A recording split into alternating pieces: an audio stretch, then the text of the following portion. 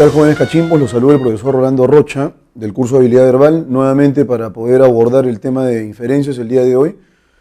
Bueno, es un tema muy importante. De hecho, que la complejidad de la inferencia estriba en la capacidad que tenemos, no solo en la lectura, sino también en la conversación, de poder derivar conclusiones razonables a partir de la lógica interna del texto. Entonces, en ese sentido, la inferencia trasciende lo literal y permite llenar vacíos, eso lo habíamos definido la semana pasada, y lo que vamos a ver el día de hoy un poco es una tipología de inferencia, es decir, una clasificación puntual con 5 tipos de inferencias en rigor, eventualmente podrían ser más, y digamos el prototipo de lo que supone el marco inferencial. Cuando pensamos en el prototipo, pensamos en lo siguiente en rigor. Pensamos en la derivación de una conclusión razonable sobre la base de las premisas del texto. Yo ya les había advertido que no es menester, en el caso de la inferencia, establecer proyecciones absurdas respecto a la información que el texto nos brinda. Es decir, imaginar, establecer relaciones causa-efecto, cuando el texto en realidad no nos brinda algunos datos que permitan establecer esa relación causa-efecto. Lo que nosotros requerimos es, a partir de los datos, derivar, ¿no es cierto?, más datos o más información o más conclusiones, pero que sean aceptables. Por ejemplo, en la primera clase apenas les había dado un ejemplo muy puntual, pero que es ilustrativo, a saber, tengo 18 años. Imagínense ustedes una idea como esa, que es muy puntual, muy pequeña, puede tener tal carga informativa de la cual se puedan desprender más datos. Tengo 18 años, ¿no es cierto? De ahí se puede derivar, por lo menos en el contexto peruano, que soy mayor de edad. Eso es razonable a la luz de esa información. O sea, podemos derivar esa conclusión. Pero una pregunta interesante sería, a partir de decir tengo 18 años, ¿puedo deducir que soy peruano? ¿O puedo deducir, qué sé yo, que vivo en Inglaterra? Y no hay manera. ¿Puedo deducir a partir de tengo 18 años que estoy en la universidad? No. ¿Puede resultar posible eso? Puede resultar posible, pero lo que requerimos en el marco de la inferencia es desprender datos razonables. Y el único dato razonable, bueno, en realidad es uno de los tantos que podrían derivarse de esta afirmación, es que soy mayor de edad. ¿Qué más? Podríamos pensar nosotros en que posiblemente acabé el colegio, que ahora tengo derechos ciudadanos en términos más amplios, qué sé yo, podríamos empezar, ¿no es cierto?, a vertebrar una serie de conclusiones. Entonces ese es el prototipo de inferencia. El prototipo de inferencia implica que el texto te brinde un conjunto de premisas básicas y con base en esas premisas básicas nos permitimos derivar más información, nos permitimos derivar más datos. Y a partir de esa estructura básica de la inferencia es que podemos establecer una serie de conclusiones y de acuerdo con el tipo de conclusión que yo derive, voy a tener un tipo de inferencia en particular. Por ejemplo, porque eso luego lo vamos a ver ya propiamente con la teoría. Imaginemos por un momento que en el texto se establece una relación causa-efecto razonable y el texto nos ofrece incluso un periodo temporal específico. Pensemos nosotros por un momento que es un texto referido a los feminicidios en Perú del año 2019. Y entonces el dato que nos da el texto es que desde el 2015, aun cuando estamos abordando el referente temporal de 2019, desde el 2015 se está incrementando la tasa de feminicidios en el Perú. Y el 2019 no ha sido la excepción. Muy bien. Entonces lo que vemos nosotros es una lógica consistente ahí, a saber el incremento. Pensemos por un momento ahora que podamos nosotros formular la siguiente pregunta de inferencia. Sobre la base del texto es posible deducir que en el 2020, bueno, no hay ningún dato objetivo que me permita a mí adivinar ni mucho menos, pero lo que hay es toda una tendencia a lo largo de un periodo de tiempo específico. Y si el periodo de tiempo específico que el texto me brinda me da pues lógicamente un incremento año tras año, podríamos eventualmente concluir que es altamente probable que el número de feminicidios se incremente el año 2020. A ese tipo de inferencia en particular, esa inferencia que me permite establecer conclusiones hacia el futuro, justamente por esa razón se llama así, es la inferencia prospectiva. Todo lo que es prospectivo tiene que ver con proyecciones, con predicciones. Pero no es el único tipo de inferencia. También es posible que en el marco de la lectura uno pueda derivar, por ejemplo, los objetivos que el autor intenta cumplir. que pueden ser varios en realidad. El autor puede intentar cuestionar, puede intentar refrendar su posición, puede intentar describir, el autor puede intentar, se me ocurre ahora, informar, narrar, qué sé yo. De acuerdo con la intención del autor, entonces nosotros podemos reconstruirla sobre la base del texto, sin necesidad de que el autor nos diga, oye, mi intención es A, B o C. Entonces es posible, en el marco lógico del texto, derivar también la intención del autor. ¿Qué es la intención del autor? El objetivo previo que el autor ha definido y que intenta cumplir en el marco de la interacción con el lector. Porque vean ustedes que la intención del autor se cumple cuando el lector comprendió el texto, comprendió el mensaje, lo cual implica, por supuesto, en carambola, que el lector es capaz de definir cuál ha sido el objetivo del autor del texto. Ahora, ¿qué pasa si en el marco de la lectura tomamos una información, un dato puntual, y de ese dato puntual derivamos otro? A ese tipo de inferencia se le llama la inferencia de datos. Además, es posible que también podamos determinar, aun cuando el texto no explicita ello, podamos nosotros determinar la causa de algún fenómeno, la causa de algún hecho, la causa de algún tipo de evento. En ese sentido, el tipo de inferencia es inferencia causal. La inferencia causal permite desentrañar el factor o causa que desencadena una consecuencia particular y que puede estar asociado con un evento, ¿no es cierto?, un efecto cualquiera. Si nosotros determinamos la relación causa-efecto a través de los datos que la lectura nos brinda, con total seguridad estaremos frente a la inferencia causal.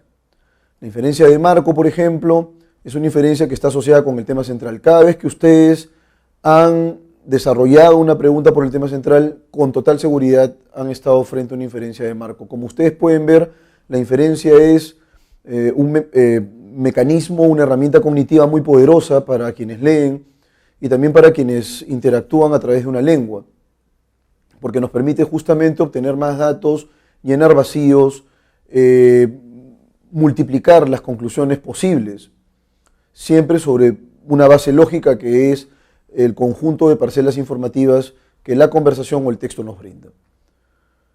Por ejemplo, si estás en una conversación, has quedado con una persona en encontrarte en la pre y de pronto se ha demorado un poco y la llamas y le preguntas, oye, ¿dónde estás? Y te dice, aquí. Podemos deducir que aquí se refiere a la pre San Marcos porque han acordado encontrarse en la pre San Marcos. Pero si de pronto no ves a la persona un mes o 2 meses y la llamas para saber cómo está, dices, hola, ¿qué tal? ¿Cómo estás? ¿Dónde estás? Aquí. Bueno, en ese contexto, en realidad, aquí significaría la Luna, Marte, o puede ser también Perú, China o cualquier otro lugar. Entonces ahí en realidad la inferencia va a ser una inferencia bastante débil, ¿no? Porque no tienes los recursos informativos que permitan articular, digamos, una conclusión válida. Dicho esto, entonces, querido Cachimbo, vamos a empezar a resolver una serie de ejercicios y también abordar la tipología de inferencias de manera muy clara, muy puntual y muy didáctica. Yo espero, por favor, que se animen con algunas preguntas que de hecho ya están formulando en el Facebook. Encantado de responderlas. De hecho que son preguntas interesantes y en realidad me dan ciertas pistas de que en efecto estás leyendo el texto, estás razonando el texto y que además lo estás abordando desde una perspectiva crítica, que es importantísimo en el marco de la lectura. Yo siempre voy a estar llano a absolver cualquier duda, ¿no es cierto? Y poder discutir también los contenidos. Bien, dicho esto, entonces vamos a aproximarnos a la inferencia. Esta es la segunda semana en la que estamos viendo el marco inferencial a través del prototipo de inferencia, por un lado, que ya expliqué, y los tipos de inferencias que también ya expliqué, pero vamos a abordarlo sobre la base de algunos casos. Entonces, mis estimados cachimbitos, aquí tenemos un caso particular, un caso concreto. Es el caso de un testamento hológrafo, dice aquí. Un abuelo nonagenario, un abuelo de 90 años, lega a sus 5 nietos, Ariana, Muriel, Lucio, Christopher y Darío, un edificio de 5 pisos, de tal modo que cada uno de ellos llega a vivir en un determinado piso. Sabemos que Ariana resulta propietaria del 4.º piso. 5 pisos. Ariana vive en el 4.º piso. Darío es dueño del segundo, dice acá. Y Lucio vive más abajo que todos. Esta información hace posible que nosotros podamos derivar un dato. a saber que Lucio vive en el primer piso. No lo dice directamente, pero por supuesto que se puede derivar. Y entonces eso es lo que nosotros vamos a colocar aquí en este remedio de edificio que estamos planteando. A ver, Lucio, aquí vive Lucio. Bueno, si sabemos además que Christopher reside debajo de Ariana, ahí está Christopher.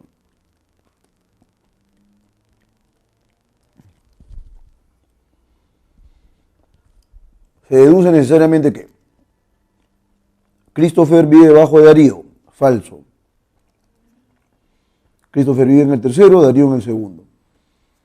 Muriel vive debajo de Ariana, falso. Muriel vive en el quinto piso. Muriel vive en el tercer piso, falso. Christopher vive en el último piso, falso. Muriel reside en el quinto piso, verdadero. Esa es la clave. Vean ustedes cómo puedo superar los vacíos informativos sobre la base de una lectura razonable de la carga informativa que el texto me brinda. Este es un caso prototípico. A saber, tengo varios datos, sobre la base de esos datos puedo empezar a reconstruir más información. Esa es una inferencia prototípica, el prototipo inferencial. Muy bien, ahora estamos frente al caso 2. Ha sido asesinado el hacendado Butchart. Se sospecha del capataz, del peor, más anciano y de la viuda. Si hubiese sido el capataz, el crimen se habría cometido en el zaguán. Si el culpable hubiese sido el peón más anciano, el asesinato se habría producido antes del mediodía. Si la joven viuda hubiese sido la asesina, la víctima hubiese muerto envenenada. Dado que el crimen se perpetró casi a medianoche, se concluye válidamente que el asesinato ocurrió en la mañana. Bueno, eso es absurdo, ¿no? El crimen se perpetró en el zaguán, el peón más anciano es inocente, el victimario fue sin duda el capataz, el cadáver presenta mucho arsénico. Muy bien. Esta cadena inferencial quiero que por favor ustedes la reconozcan. Si el culpable hubiese sido el peón más anciano, el asesinato se habría producido antes del mediodía. Si el crimen se perpetró casi a medianoche, eso quiere decir que el peón más anciano es inocente. Es una cuestión lógica. El resto de respuestas ya implican en realidad una alucinación de las posibles consecuencias. Y la inferencia no es eso. La inferencia no supone que tú seas capaz de alucinar datos, sino que los tienes que derivar sobre la base de las parcelas informativas. Por favor, ten y considera mucho cuidado lo que te estoy diciendo a fin de que evites cometer errores en la lectura. Muy bien. Ahí tenemos un conjunto de inferencias. Vamos con la primera de ellas, la inferencia holística. Es un tipo de inferencia por la cual el lector tiene un marco general que gobierna el texto. Eso es lo que habíamos señalado, el tema central, ¿no es cierto? Esa es la inferencia de marco. Inferencia de datos. Es un tipo de inferencia por la cual el lector dice acá obtiene un dato a partir de otro dato, efectivamente. Inferencia causal, sencillo, determina la causa. Inferencia prospectiva, algún efecto en el futuro. Inferencia léxica. Vean ustedes que incluso cuando nosotros determinamos el sentido contextual de un término, estamos frente a una inferencia léxica. Y finalmente la inferencia de la intención es una inferencia que me permite obtener o derivar los objetivos, el propósito del autor del texto. Dicho esto, vamos a abordar un texto relativamente extenso para poder aplicar los conceptos que estamos reconociendo en este momento. En el Perú, el sistema social sigue caracterizándose por una marcada rigidez que, en gran medida, dificulta e impide formas fluidas de movilidad social. La rígida estrechez del sistema como red de desplazamientos sociales determina que el éxito social solo puede alcanzar a grupos relativamente pequeños de individuos. En una sociedad así, en donde la virtualidad operativa de los mecanismos de movilidad social sufre el impacto decisivo de las influencias personales, el poder de patronazgo de ciertos individuos dentro de la sociedad es en realidad considerable. Y por ende, la posibilidad de manipular tal poder en beneficio propio gravita con fuerza irresistible para estimular determinados tipos de comportamiento de gran eficacia dentro del contexto de un ordenamiento patrimonial de la sociedad. En una sociedad de tales características, las posibilidades de éxito social son extremadamente reducidas y es muy alta la competencia por el acceso a posiciones de prestigio, riqueza y poder. Como tales bienes se juzgan inalcanzables para tantos competidores, como la competencia es muy acentuada y como las posibilidades de éxito se consideran mínimas, la lucha por el triunfo social alcanza a veces niveles de verdadera ferocidad. En tales circunstancias no hay armas vedadas, es decir, armas prohibidas. Todo medio es lícito para conseguir la finalidad perseguida. Ojo con eso, ¿eh? Todo medio es lícito para conseguir la finalidad perseguida. Como todos quieren subir y hay pocas posibilidades de lograrlo, el ascenso de un individuo entraña el descenso de otros. Solamente se puede subir cuando otro baja, pero como dentro de condiciones sociales de alta competencia, tal descenso no puede ser resultado del deseo espontáneo de nadie, surge la necesidad de ascender derribando.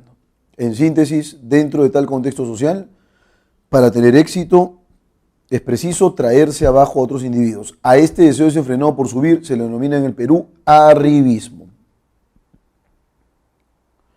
En realidad, para obtener el éxito, entonces se señala aquí, son pocas las opciones. ¿Qué es lo que hacemos? Bueno, perjudicamos a otras personas con la finalidad de que el ascenso sea rápido. El arribismo parece tener dos principales modalidades operativas. Una es la adulación genuflexa a quien ocupa posiciones de poder. O sea, el hecho de que existan ciertas personas que adulan a las personas con una posición poderosa es una de las dos modalidades, digamos, de arribismo.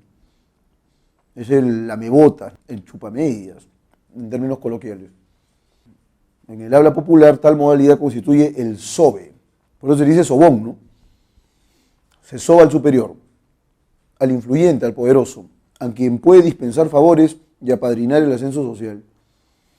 La otra modalidad del arribismo se expresa en la agresión verbal, generalmente indirecta, en el ataque a mansalva, en el chisme, en la crítica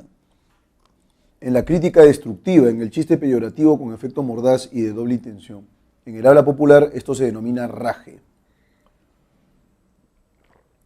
Se raja entonces de todo aquel a quien en la revista considera competidor real o potencial, por el acceso a las estrechas vías del éxito y el reconocimiento. Raje y sobe, sin embargo, claramente dimanan de la concepción lúcida o brumosa del bien como categoría limitada, poco accesible e insuficiente para generar satisfacción universal. Estas dos modalidades operativas del arribismo no son en realidad excluyentes, y nada impide que la revista practique ambas, alternativa o simultáneamente, de acuerdo con las circunstancias, según la naturaleza de su campo de acción y dependiendo de quienes sean las personas objeto de su halago.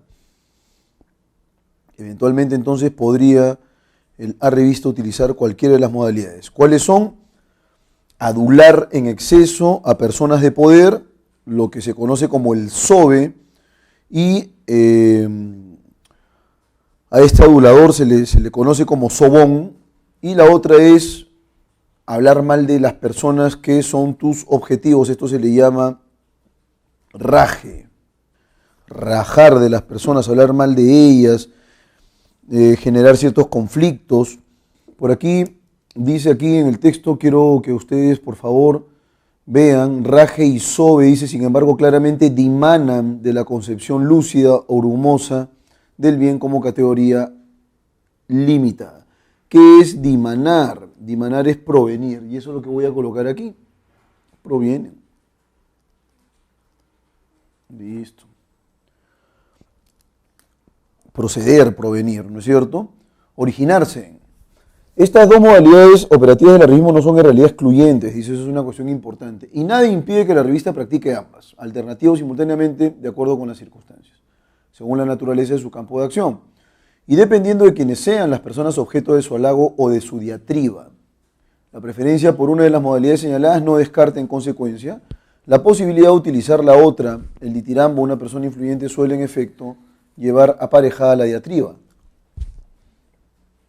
hacia otra, a quien en la revista considera con respecto a la primera en una posición de efectiva o presunta rivalidad. Naturalmente este procedimiento tiene también una aplicación inversa. De este modo, la competencia social de la revista tiende a conformar una relación de tipo triangular. De un lado los individuos, a quienes él define como contendores reales o potenciales en su lucha por el reconocimiento social, de otro aquellos a quienes la revista define como virtuales aliados en su acción competitiva. Y de otro lado, el propio revista que, empleando virulencia verbal contra los primeros y ditirambo para con los segundos, intenta usar a ambos para lograr sus fines personales. Por ser en la revista un individuo inseguro, la cultura del arribismo es también una cultura de la inseguridad. De esto se derivan los rasgos a veces psicopáticos que la revista evidencia en su ardorosa e intensa ansiedad por procurarse un éxito que parece inalcanzable por la vía de los comportamientos socialmente constructivos. Esto explica que la revista sea también un individuo fundamentalmente negativo e hipercrítico, cuyas energías se orientan básicamente hacia finalidades de destrucción. Bien, señores cachimbitos, entonces aquí tenemos, es un texto de la revista de Psicoanálisis y Psiquiatría, nada menos, nada menos. Dice acá, ejercicios sociológicos sobre el arribismo en el Perú. Y bueno, acá tenemos claramente la intención de definir, la intención clara de describir en qué consiste este ímpetu, esta fuerza arribista, conseguir objetivos rápidamente, porque además las posibilidades de poder conseguir esos objetivos son pocas, la competencia es muy alta, y entonces hay personas que toman atajos que desde el punto de vista moral pueden ser deleznables. Entonces, dicho esto, vamos a pasar a resolver las preguntas de opción múltiple. Voy a marcar aquí la palabra ditirambo, porque es la palabra que van a pedirnos, por supuesto. Listo, ahí tenemos la palabra ditirambo. Y dicho esto, pasamos entonces a las preguntas de opción múltiple. El texto anterior constituye fundamentalmente ya les había indicado, ¿no? O sea, el autor lo que trata es de definir cuáles son esos rasgos que caracterizan al arribismo, cuáles son esas propiedades, esas características notorias, y por supuesto que lo logra. Entonces, fundamentalmente es una crítica lapidaria, no se trata de ninguna crítica lapidaria, ese sería un error más bien, porque de hecho de lo que está tratando el texto es de definir cuáles son las características del arribismo. Muy bien. Luego dice aquí, se trata o constituye fundamentalmente una justificación de las conductas arribistas. No está justificándolas, más bien está definiendo cuáles son las vías de acceso a una posición privilegiada. Se trata en realidad de dos vertientes o dos mecanismos, dice aquí el autor del texto. El primero de ellos, vinculado con la acción de adular innecesariamente a personas que poseen poder, de repente al jefe, de repente al gerente, ¿no es cierto? Se llama la cultura, en términos coloquiales, del sobe, el sobón. Y la otra modalidad o el otro mecanismo, ¿no es cierto?, es la de minar a través de la maledicencia a aquellas personas que podrían rivalizar con la que pretende alcanzar rápidamente los objetivos, el posicionamiento. Y por supuesto también eso va a implicar una aceptación social más alta. Se trata de la cultura del raje. Entonces, en ese sentido, no es una crítica moral del arribismo. Lo que intenta es más o menos darnos algunas pautas sobre cómo se manifiesta. Justificación de las conductas arribistas, no justifica en absoluto las conductas arribistas. Una crónica, no puede ser una crónica porque no está en clave de relato, ni mucho menos. Más bien trata de establecer una dilucidación, una aclaración, ¿no es cierto?, de lo que implica el arribismo. Pero desde el punto de vista sociológico, esa es una cuestión importantísima en este ensayo de Delgado, Carlos Delgado. Vamos entonces a colocar aquí dilucidación sociológica. Profesor, ¿pero por qué específicamente tiene que ser sociológica? ¿Por qué no puede ser de otro tipo? En primer lugar, está utilizando conceptos claros respecto de la sociología. Escalar posiciones sociales, digamos, minar las posibles competencias que uno puede enfrentar en el trabajo, y por supuesto que el trabajo también sería un contexto social, Por esa razón, la aclaración se circunscribe al ámbito social. No podemos hablar de arribismo, por ejemplo, en el caso de la familia, ¿no? Un arribismo familiar, sino aquí básicamente se corresponde con personas que no, digamos, han nacido privilegiadas y que van a enfrentar dificultades para poder posicionarse socialmente. A eso se refiere. Entonces hay una relación vertical y en el marco de esa relación vertical es que ciertas personas pueden acceder a una mejor posición, ya sea adulando innecesariamente a alguien o más bien generando maledicencias, acechanzas contra personas que nos pueden parecer una competencia directa. Entonces la clave por esa razón es la D. En el texto se establece una relación de causa-efecto entre la hipercrítica y la conducta del raje, el éxito social y la cultura de la inseguridad, la modalidad de diatriba y la debilidad social, el sistema social rígido y la conducta arribista, la movilidad social y el estado de necesidad. En realidad lo que nos dicen es esto. La persona o el individuo no nace con una posición privilegiada y lo que va a buscar es escalar. Y en ese camino de escalar, de conseguir ciertos objetivos para posicionarse socialmente en una situación adecuada, digamos, una situación de poder, lo que va a hacer la persona es tumbarse a cualquier potencial enemigo, a cualquier potencial rival, o en su efecto, tratar de ser cobijado por las personas que tienen poder. Entonces, en ese sentido, no hay una movilidad social alta y por esa razón lo que hace el individuo es buscar atajos. Y los atajos, por supuesto que son cuestionables desde el punto de vista moral. Entonces, en ese sentido, la clave correcta sería la alternativa D, el sistema social rígido y la conducta arribista. Como en realidad la competencia es alta. Muy bien, entonces la relación causa-efecto se establece entre un sistema social que no permite, digamos que producto del esfuerzo, las personas puedan acceder a mejores condiciones de vida y la conducta arribista. La conducta arribista, en rigor, se sustenta o se ajusta a, digamos, este anhelo por querer acceder a una posición más privilegiada a costa de todo. Y a costa de todo, ¿qué cosa va a implicar? El atropello, por supuesto, de ciertas personas o una conducta que puede resultar moralmente cuestionable, ¿no? En cualquiera de los dos casos, porque son dos mecanismos de arribismo. Vamos ahora con la pregunta número 3. Se infiere que con respecto a las personas de rango superior, el arribista se muestra digno, irónico, acomedido, irreverente, veraz. ¿Qué cosa va a implicar la conducta arribista en el marco de personas que tengan poder? Lo que va a hacer esta persona, ¿no es cierto?, es mostrarse acomodaticio, adulador, una persona pues que sí, jefecito, usted es lo máximo, y en tal sentido, lo que corresponde aquí es acomedido. Una persona acomedida es una persona que puede resultar hasta incluso innecesariamente servicial, ¿sí? Y entonces así es como se va a mostrar. Siempre va a estar de acuerdo en lo que diga esta persona, va a ser contemporizador, etcétera, etcétera. La clave correcta en consecuencia sería la alternativa C. Vamos ahora con la pregunta número 4. Por el contexto se puede deducir que ditirambo significa. ¿Qué cosa es ditirambo? Y aquí en el texto justamente nosotros habíamos subrayado lo siguiente.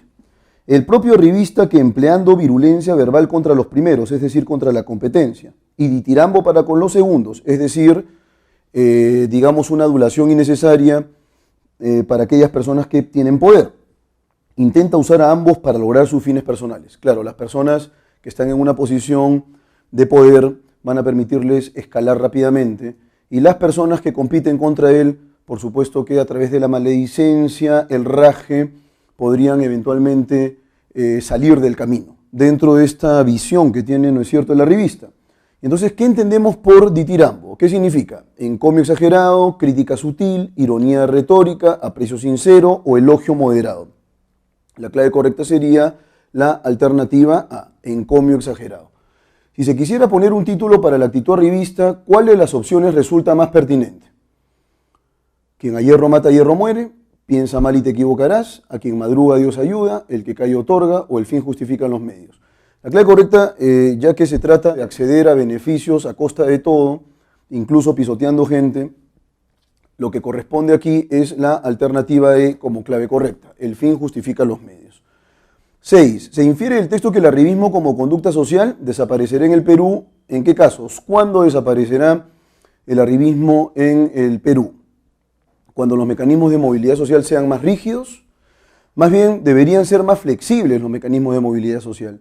Si eso en realidad fuera así, entonces todos seguiríamos un conducto regular para poder, digamos, acceder a mejores beneficios, a una mejor posición social, pero se señala aquí que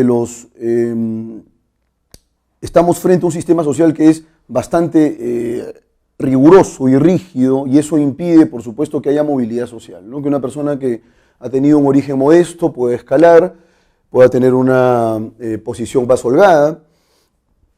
Entonces, ¿desaparecerá el arribismo cuando los mecanismos de movilidad social sean más rígidos? No, eso es falso. B. ¿Desaparecerá el arribismo en el Perú cuando hubiere realmente oportunidades para el progreso general? Cuando los gobernantes de turno brinden más fondos para la industria, cuando se desarrolle un clima de rigurosa disciplina en el trabajo o cuando haya finalmente un clima altamente competitivo y tenaz. La clave correcta es que si cada uno de nosotros tiene exactamente las mismas oportunidades, lo cual implica también que, digamos, las asimetrías económicas, sociales, no sean tan grandes, si existieran oportunidades para todos, si existiera una simetría en cuanto a las condiciones, probablemente algunas personas tengan más que otras, eso es cierto, eso es una cuestión normal desde el punto de vista social, pero si las brechas en realidad no fueran tan grandes, probablemente el arribismo desaparecería. Bastaría simplemente con hacer bien el trabajo, con estudiar, seguir, digamos, un proceso cuya consecuencia directa sea una mejor posición social, independientemente, ¿no es cierto?, de si has sido tú una persona pobre o muy pobre, ¿no? Probablemente una persona que nazca en pobreza extrema tenga serias dificultades para poder desarrollarse. Entonces la clave correcta sería la alternativa B. 7. Se infiere que para la mente de la revista, adulación y diatriba son idénticas, excluyentes, complementarias, negativas o inviables. Lo que va a hacer en la revista es adular a quien tiene poder y va a insultar o va a rajar de quien sea visto como competencia. En ese sentido, lo que hay es una relación de complementariedad, porque va a adular por un lado, pero también puede rajar por otro. Y en ese sentido va a utilizar ambos mecanismos. Dice aquí, el texto claramente nos indica, hay una idea que ya le he repetido con largueza, que es la siguiente. El arribista lo que hace es, a costa de todo, utilizar este tipo de mecanismos que no son excluyentes. Esa es una cuestión interesante e importante. No se excluyen.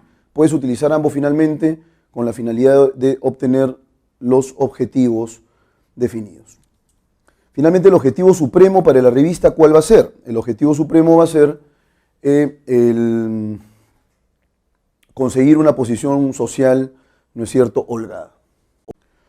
La escuela de Megara, fundada por Euclides de Megara, a quien no hay que confundir con el matemático, combinaba las enseñanzas de Sócrates con las de Parménides, y sus miembros fueron conocidos como megáricos, disputadores o dialécticos. Esta escuela destacó sobre todo por sus investigaciones de carácter lógico. Pero no faltaba entre sus miembros el sentido del humor, como el de aquel que una vez le preguntaba al estoico Zenón si había dejado ya de dar palizas a su padre, comprometiendo con ello al pobre Zenón, pues no se puede salir bien parado de esta pregunta, ni contestando que sí, ni contestando que no, porque quien contesta que sí está reconociendo que en el pasado ha dado palizas a su padre, y quien contesta que no está admitiendo que sigue golpeando a su progenitor. Bueno, y entonces aquí estamos frente a un texto interesantísimo, en el cual pues estos disputadores realizaban una serie de estratagemas o utilizaban una serie de estratagemas de orden discursivo, a fin, por supuesto, de posiblemente ganar, ¿no es cierto?, en una discusión. Dice aquí, sobre todo por sus investigaciones de carácter lógico, pero no faltaba entre sus miembros el sentido del humor, como el de aquel que una vez le preguntaba al estoico Zenón si había dejado ya de dar palizas a su padre, ¿no? Zenón, ¿ya dejaste de golpear a tu padre? Bueno, en realidad era una pregunta que comprometía, estamos de acuerdo, al interlocutor, porque si contestabas que no, era porque lo seguías golpeando; si contestabas que sí, eso quería decir que lo habías golpeado antes. Entonces era en realidad una argucia retórica. Otro de los miembros, Eubúlides de Mileto, creó un buen número de paradojas, entre ellas la famosa del mentiroso, según la cual la verdad o falsedad de una oración, como estoy mintiendo, resulta siempre paradójica, pues si la oración es verdadera, al mismo tiempo de ser falsa, ya que será verdad que miento. Y si la oración es falsa, al mismo tiempo tendrá que ser verdadera, ya que si es falso que estoy mintiendo, entonces estoy diciendo la verdad.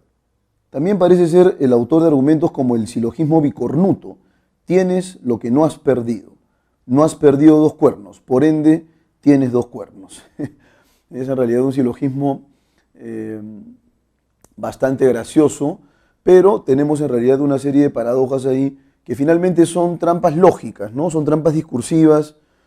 Probablemente se podrían utilizar estas de manera eventual para ganar una discusión. Entonces tenemos aquí una serie de preguntas de opción múltiples que vamos a empezar a resolver. Y entonces la primera pregunta es: básicamente el autor del texto busca describir, bueno, sí, busca describir en rigor estos planteamientos retóricos, porque de eso se trata. En realidad, para poder ganar una discusión uno puede utilizar una serie de argucias de carácter retórico de los miembros de una escuela llamada la Escuela de Megara. ¿Quién fundó esta escuela? Euclides de Megara, justamente. Dice acá que no se tiene que confundir a este con el matemático, y que combinaba las enseñanzas de Sócrates con las de Parménides. Y entonces estos miembros de la Escuela de Megara eran conocidos como disputadores o dialécticos, ¿no? Estos megáricos.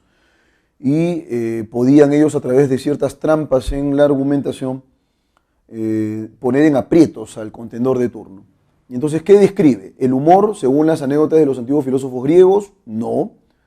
Pensemos nosotros en estos megáricos, que porque son el centro en realidad del texto, son los personajes principales de la lectura.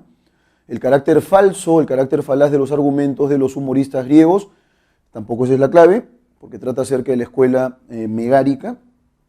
La insensatez de los filósofos megáricos, disputadores o dialécticos. Los curiosos planteamientos desarrollados por la escuela de Megara, y la famosa paradoja del mentiroso como una tesis de falacia lógica. Bueno, la clave correcta en rigor sería la alternativa D, que además es la única clave que presenta este referente importante vinculado con la escuela de Megara.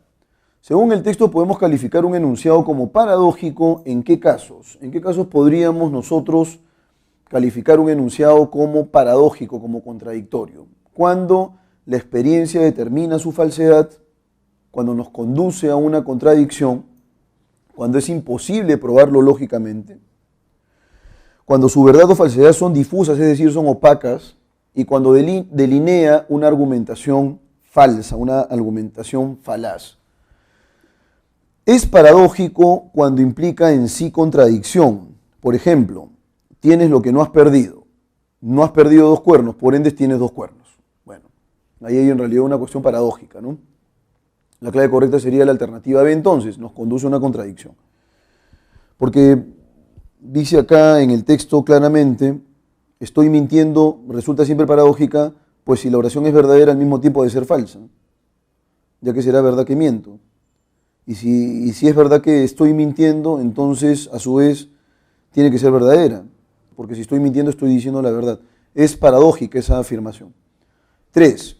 Se desprende del texto que los pensadores de la escuela de Megara utilizaban falacias en sus disputas con representantes de otras escuelas, vivían constantemente apesadumbrados por sus actividades lógicas, desconocieron los aportes filosóficos de Sócrates y de Parménides, se convirtieron en los más grandes oradores y pensadores de Grecia.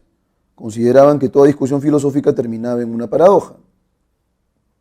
¿Cuál sería la clave correcta de esa lectura? Lo que tenemos aquí claramente, mis estimados cachimbos, es que la escuela de Megara, estos pensadores, lo que hacían era utilizar efectivamente falacias en sus disputas con representantes de otras escuelas. La alternativa A es la clave correcta. Aquí en el texto nos están diciendo que recurrían a razonamientos justamente que eran de orden falaz, con la finalidad de que puedan ellos poner en aprietos a los posibles contendientes y de esta manera puedan probablemente ganar una discusión, ¿no? Porque son solamente eso, trampas en el discurso. Vamos ahora con la pregunta número 4. ¿Resulta incompatible con el texto sostener que los megáricos conocieron, estudiaron y discutieron los planteamientos de Parménides? Bueno, si ellos utilizaron la filosofía de Parménides, lo dice claramente aquí, utilizaron los preceptos de Parménides y además los preceptos de Sócrates. En realidad combinaban ambas. Era porque conocían entonces, sabían perfectamente bien los acertos principales del planteamiento de Parménides, de manera que esta sería una clave correcta. Sócrates es compatible y Parménides. Establecían una relación, un vínculo entre ambos. Destacaron sobre todo en las investigaciones de carácter lógico. En realidad ellos eran muy cuidadosos con los acertos que utilizaban en el marco de una discusión, porque sabían perfectamente en qué casos ellos podían poner en aprietos al interlocutor. Y si ese era el caso, tenían en realidad un buen conocimiento de la lógica, sobre todo para la creación de paradojas, ¿no?, que existían, que ellos formulaban, por supuesto. Formularon preguntas que hacían caer en una trampa al que respondía. Eso también es compatible. Por ejemplo, si tú le preguntabas a alguien, ¿le sigues pegando a tu papá? En realidad es una pregunta abierta que tiene doble posibilidad, no sí y no. Y si respondes cualquiera de estas dos, porque tienes dos maneras de poderla responder, entonces caías en la trampa y por supuesto te exponías, quedas en evidencia, ¿no?, como un maltratador. Tuvieron entre los miembros de su escuela al matemático Euclides. Justamente en el texto nos dicen que evitemos confundir, ¿sí?, a Euclides de Megara con el matemático. Por esa razón la clave correcta es dedo. Eso sería incompatible. Si alguien respondiera negativamente a la pregunta, ¿sigues hablando mal de tus amigos? Bueno, cayó en la trampa. Si tú dices no, es porque previamente has hablado mal de ellos. Y además has entrado en este recurso retórico. Probablemente esa no haya sido tu intención, pero bueno, estaría afirmando implícitamente que antes sí lo hizo, era lo que te había dicho hace un momento. La clave es A. El sentido contextual de carácter, ¿cuál es? En el texto de carácter se refiere al tipo de algo, y por esa razón la clave correcta sería la alternativa E, índole, naturaleza, tipo. Hubiéramos podido colocar tipo eventualmente también. Enano entonces sería la clave correcta. Aquí dice lo siguiente: sobre todo por sus investigaciones de carácter lógico, o sea, de tipo lógico, de índole lógica. Muy bien. Las exportaciones mineras aumentaron de manera significativa desde fines de los 90, básicamente por el incremento de las cotizaciones en el mercado internacional. Entre los años 2001 y 2010, los precios de los minerales se ubicaron en niveles elevados en relación a la década 1991-2000, en la cual las cotizaciones promedio del cobre, plata, oro y zinc aumentaron 107.0%, 106.0%, 79% y 56% respectivamente, en ese intervalo de tiempo. Esto implicó que desde fines de la década de los 90 las exportaciones de minerales se hayan incrementado progresivamente, pasando de $3.008 a 16.361 millones en el periodo 1999-2009, lo cual representó un incremento de 444%. En el 2009 las exportaciones mineras alcanzaron los 16.361 millones, lo cual representó una reducción del 12% con respecto al año 2008, 18.657 millones. Esto ocurrió debido a la crisis internacional por la cual las cotizaciones de los principales minerales se redujeron como consecuencia de una menor demanda por los mismos, así como de una menor producción, sobre todo de hierro, 14.4%, bueno, menos es en realidad un indicador negativo, plomo menos 12.4%, zinc menos 5.8%, que fue atenuada por un leve crecimiento de la producción de oro, 1.4%, y cobre, 0.4%. La participación de las exportaciones mineras en el total de exportaciones del país superó el 50% en el periodo 1999-2009. Este porcentaje se incrementó en los últimos años de este periodo, llegando a representar en el año 2009 el 61% del total de exportaciones del país. Los metales que más exportaron fueron el oro, el cobre y el zinc, los cuales representaron el 42%, 36% y 7.5% del total minero exportado, respectivamente. Así, en la actualidad el oro es el principal mineral exportado, siendo el metal que más contribuye a la generación de divisas en el sector minero. Además, actualmente los tres principales minerales, oro, cobre y zinc, representan aproximadamente el 86% de la producción minera nacional y explican, ojo con esa palabra que está resaltada ahí, cerca del 90% de las contribuciones al país por impuesto a la renta y regalías generados en el sector. Bueno, este de aquí es un texto mixto. Vamos entonces a ver la imagen. Dice aquí, participación del sector minero en el total de exportaciones del país, 2009. Sector minero, 16.361 millones de dólares. Petróleo y derivados, 1.894 millones. Agropecuario, pesquero, textiles. Vean ustedes que en realidad el total de exportaciones es excesivamente elevado, 16 veces más que el de petróleo y derivados. En el caso de agropecuario y pesquero, de la misma manera. Y así por ende en el caso de otro tipo de industrias en el país. O sea, la minería en realidad es la que exporta muchísimo más, aunque este cuadro se corresponde con el año 2009. Mucho cuidado con eso porque es el referente de tiempo. Entonces esos son los datos que tenemos. Son varias las industrias, los sectores que están involucrados acá, pesqueros, metalmecánicos, maderas, químicos, agrícolas, etcétera. Y el que tiene pues una participación más robusta en el caso de las exportaciones es el sector minero. Bueno, y entonces vamos con la primera pregunta. Dice acá explicar, les dije que por favor subrayen la palabra en rigor. Aquí dice lo siguiente, voy a permitirme citar nuevamente la idea en la cual está esta palabra. Representan aproximadamente el 86% de la producción mineral nacional y explican cerca del 90% de las contribuciones al país por impuesto a la renta y regalías generados en el sector. Y entonces, explicar se entiende como justificar, justifican cerca del 90%, dar origen, originan cerca del 90%, proyectan cerca del 90% de las contribuciones, resumen cerca del 90% de las contribuciones o dan cuenta del 90% de las contribuciones al país por impuesto a la renta.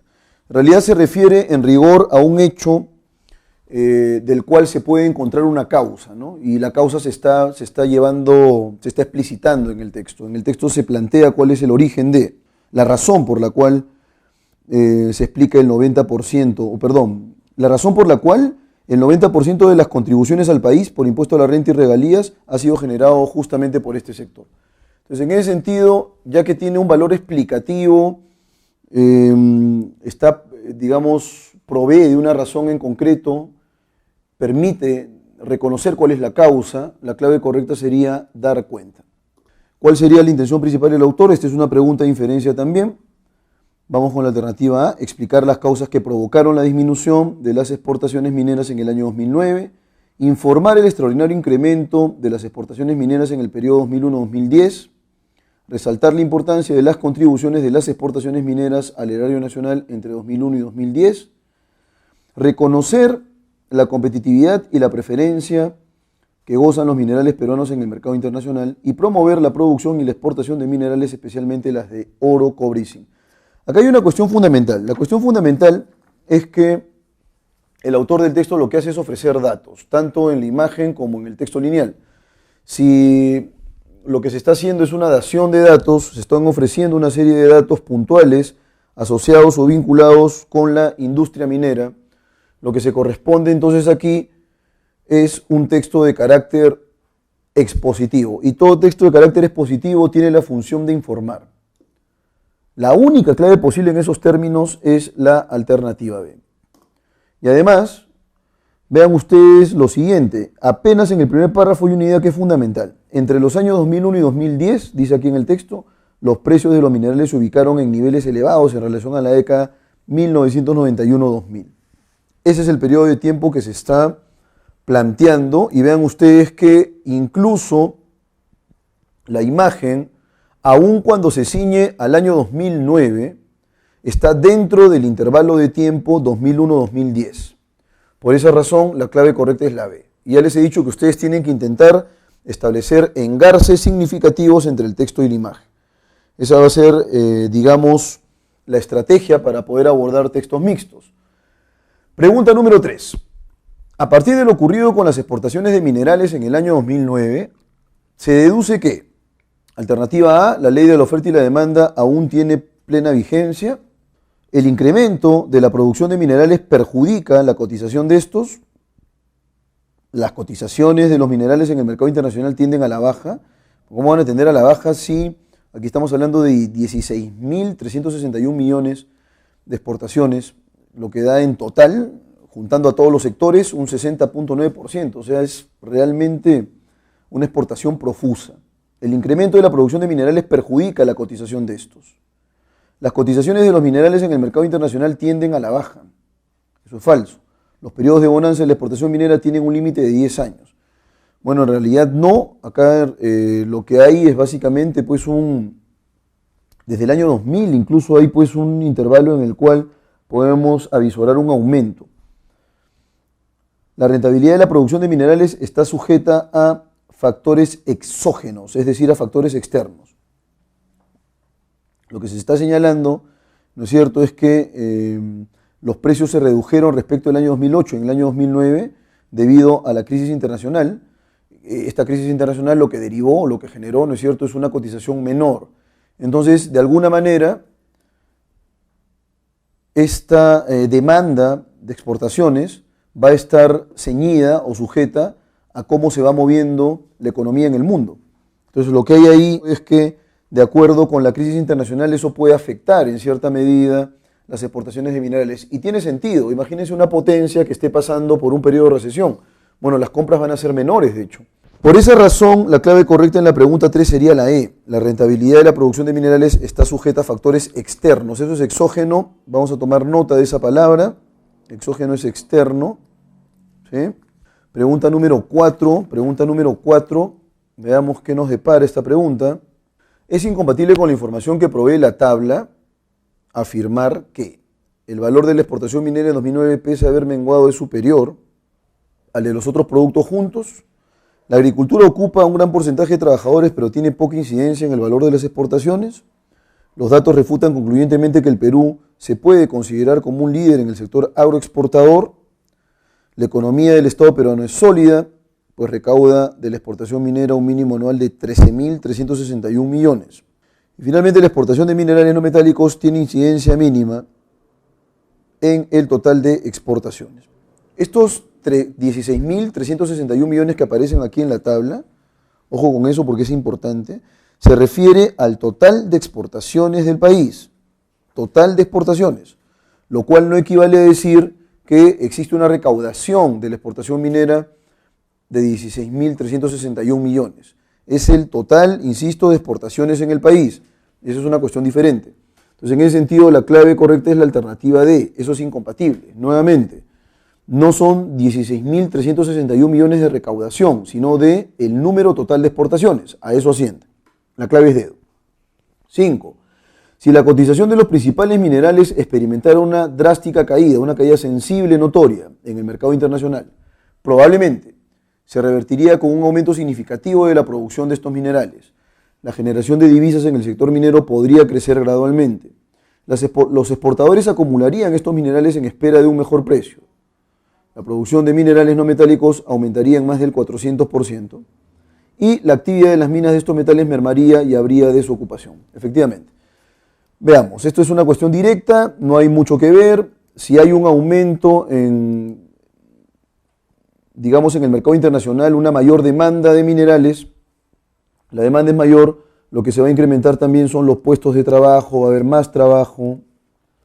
Vamos a colocar aquí más demanda de minerales, va a haber más trabajo, los trabajos aumentan. ¿Qué más aumentaría? Aumenta la rentabilidad, más ganancias, etcétera, etcétera. Más dividendos y también más exportación. O sea, hay en realidad una relación directamente proporcional. Pero si la cotización de minerales experimentara una caída severa, porque eso nos dicen drástico, una caída evidente, severa, Entonces en el mercado internacional eso quiere decir que no habría demanda de minerales y por consiguiente en nuestro país eso traería serias consecuencias en las minas sobre todo, en el sector minero, porque tendrías que despedir muchos trabajadores si la rentabilidad baja, si la demanda baja. La clave correcta sería la alternativa. La actividad de las minas de estos metales mermaría y habría desocupación. Entonces, como es directamente proporcional, voy a colocar aquí abajo, disminuye la demanda, disminuye también el número de puestos de trabajo, la desocupación, etcétera, etcétera. Vamos ahora con el texto número 3. Vamos con el texto número 3. Dice aquí, Facebook se ha mantenido durante sus 14 años de existencia firme en acumular masa de usuarios registrados. No ha parado de crecer, incluso también en los momentos más duros que ha vivido en su annus horribilis, debido a su relajado tratamiento en la difusión de sus contenidos. Un escenario que ha dado pie a que se perturbe el sistema y acaben por distribuirse noticias falsas o fake news. Aunque puede tratarse de un pequeño bache, Facebook ha perdido por primera vez en su historia usuarios en 2 de los territorios con más fuerza, Estados Unidos y Canadá. La red social ha registrado unos 184 millones en el trimestre anterior en estos mercados frente a los 185 millones del año anterior. La caída se cifra en 1 millón de usuarios menos en tales territorios en el último trimestre del año, pero representa un pequeño tropiezo en una compañía acostumbrada a crecer en todos los ámbitos. Asimismo, los usuarios han gastado menos tiempo en acceder a sus perfiles. La gente en estos momentos destina hasta 50 millones de horas menos por día en la red social. El propio Mark Zuckerberg ha justificado estos datos por los cambios introducidos, pero ha insistido en que esas modificaciones están pensadas para hacer en los próximos meses esa disminución se reducirá. A nivel global, la compañía ha alcanzado los 2.129 millones de usuarios únicos, de los cuales unos 1.400 acceden diariamente a la plataforma. Ambas métricas representan un 14% más que el año anterior. Y aquí vemos un mapeo, digamos, a continuación. Y vamos a discutirlo un poco. Facebook, la red de redes, usuarios mensuales mundiales de distintas redes sociales. Ahí tenemos, vean ustedes, Facebook tiene 2.129 millones de usuarios a nivel mundial. En Instagram son 800 millones, en LinkedIn 500 millones, Pinterest 200 millones, Snapchat 178 millones, Twitter 330 millones. Bueno, Facebook sigue siendo una plataforma social robusta, ¿no? Tiene tiene muchos usuarios. Luego dice acá, servicios de mensajería no incluidos, datos referidos al periodo comprendido entre septiembre de 2017 a enero de 2018. Usuarios diarios. Eso es lo que se ha contabilizado aquí. Muy bien. En el caso de Snapchat, ¿no? Usuarios diarios. Vamos entonces a partir de estos datos que el texto nos brinda, ¿cuáles serían las mejores opciones de las preguntas de uso múltiple que nos han planteado a continuación? ¿Cuál es el tema central del texto? Entonces, nuevamente, no olviden vincular el texto con la imagen, la reducción de usuarios de las diversas redes sociales, no, aquí el texto se centra en el Facebook, el predominio patente, el predominio evidente de las fake news en Facebook, no, aunque esa ha sido una debilidad, ¿no? El sistema, digamos, ha estado rodeado de la difusión de noticias falsas, de fake news, y en ese sentido, digamos que eso ha generado que se perturbe un poco, dice aquí el sistema. Entonces esa no puede ser la clave. La bulia de los creadores de Facebook hacia sus usuarios. O sea, la apatía de los creadores de Facebook. No, aunque Mark Zuckerberg dice que ciertos cambios que él ha planteado, que ha introducido, se justifican, dice, porque esas modificaciones van a hacer que la disminución, aunque parezca redundante, se reduzca. El predominio absoluto de las redes sociales de Internet, nuevamente aquí se enfocan en el Facebook, ahí establecemos el engarce, y finalmente la cantidad de usuarios de Facebook durante el último año. Esto del último año es tan gaseoso, pero aquí, ¿no es cierto?, nos hablan de 2017-2018, por lo menos en el caso de la imagen podemos tener algún referente de tiempo, el año 2018, así que la clave correcta sería la alternativa E. El término relajado que connota. Dice acá, no ha parado de crecer incluso también en los momentos más duros que ha vivido en su annus horribilis, debido a su relajado tratamiento en la difusión de sus contenidos. ¿Por qué relajado? Porque lo que se difunden son, en muchos casos, noticias falsas. Ecuanimidad, es la clave. Connivencia. ¿Qué cosa es connivencia? Una falta de responsabilidad. Animadversión, que es rechazo. Controversia y competitividad. ¿Cuál sería la clave correcta entonces en esta pregunta? Relajado significa que el Facebook no ha hecho lo suficiente para poder filtrar noticias verdaderas, fidedignas, de aquellas noticias que son falsas, ¿no? Entonces, en ese sentido, lo que nos piden es con qué posible categoría léxica podríamos nosotros, en rigor, relacionar el adjetivo relajado. La palabra connivencia puede ser confabulación, o también puede ser disimulo o tolerancia. Ese también podría ser un sentido posible. Disimulo o tolerancia en el superior, y en este caso son los ejecutivos de Facebook. Mark Zuckerberg es uno de ellos. En el superior, acerca de las transgresiones